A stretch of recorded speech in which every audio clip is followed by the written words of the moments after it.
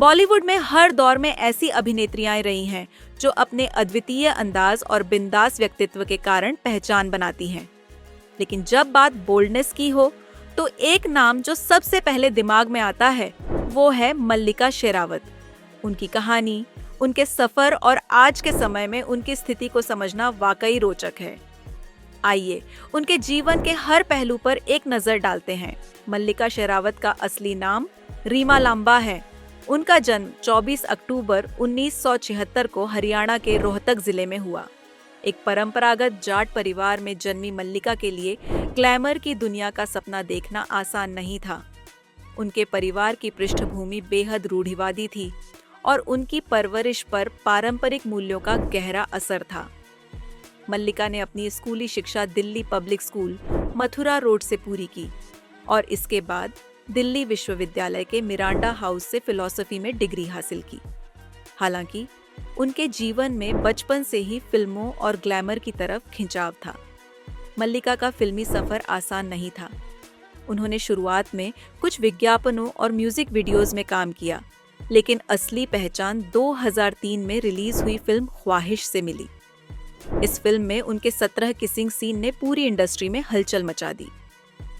मल्लिका ने इस फिल्म के जरिए यह साबित कर दिया कि वह किसी भी बोल्ड रोल को निभाने से पीछे नहीं हटेंगी। इसके बाद 2004 में मर्डर ने मल्लिका को रातों रात स्टार बना दिया। यह फिल्म उस समय की सबसे बोल्ड फिल्मों में से एक मानी गई। उनके और इमरान हाशमी के इंटीमेट सीन और दमदार परफॉर्मेंस ने दर्शकों का दिल जीत लिया। मर्डर ने मल्लिका को बोल्ड क्वीन का खिताब दिया। मल्लिका की बोल्ड छवि ने उन्हें इंडस्ट्री में जितनी लोकप्रियता दी, कई बार उन्हें पब्लिसिटी स्टंट और सस्ते विवाद खड़ीडीढे करने का आरोप लगाया गया। उनके पहनावे और बयानों को लेकर अक्सर मीडिया में बहस छिड़ी रहती थी। बॉलीवुड में यह धारणा बन गई थी कि मल्लिका केवल बोल्ड किरदारों तक ही सीमित हैं। उन्हें मुख्यधारा के सिनेमा में गंभीर भूमिकाएं नहीं मिलती थीं। इसका नतीजा यह हुआ कि उनकी फिल्मों का ग्राफ धीरे धीरे गिरने लगा। जब मल्लिका ने महसूस किया कि बॉलीवुड में उनकी सीमित छवि बन चुकी है, तो उन्होंने हॉलीवुड की ओर रुख किया।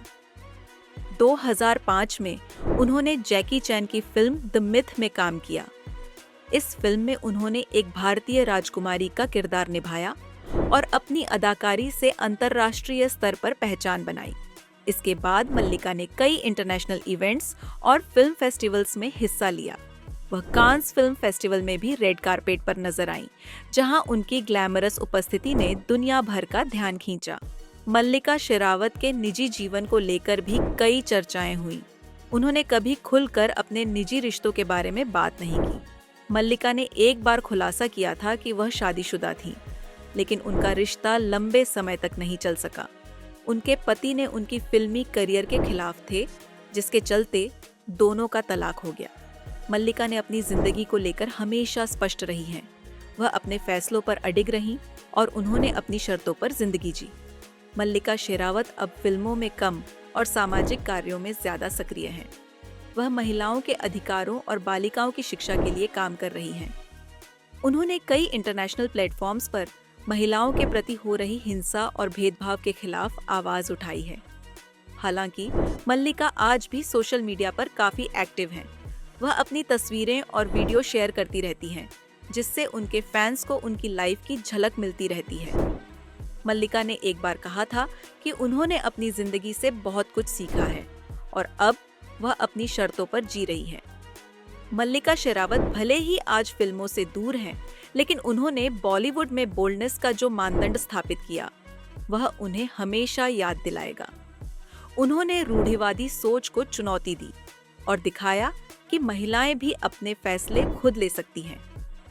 मल्लिका की कहानी यह सिखाती है कि सपनों को पूरा करने के लिए साहस और दृढ़ संकल्प की जरूरत होती है।